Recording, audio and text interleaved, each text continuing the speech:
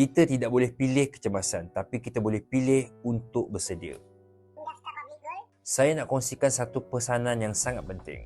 Dana kecemasan adalah pagar keselamatan hidup kita. Ramai orang tekankan gaya hidup.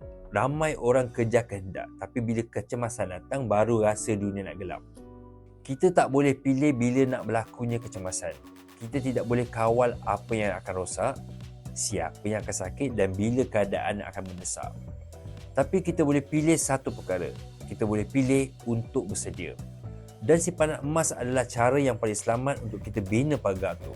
Bila duit di tangan, ia akan mudah untuk dibelanjakan. Tapi bila kita tukarkan kepada emas, ia akan kekal, ia stabil dan tidak mudah terusik.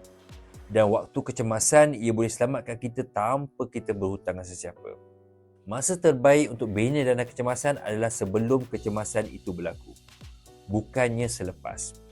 Hari ini buat keputusan yang sediakan perlindungan kepada diri sendiri dan juga keluarga. Simpan sikit-sikit, bina perlahan-lahan, yang penting kita bersedia. Untuk memulakan simpanan emas bersama Public Gold, anda boleh hubungi saya dan jangan lupa follow, share dan juga like untuk info lain tentang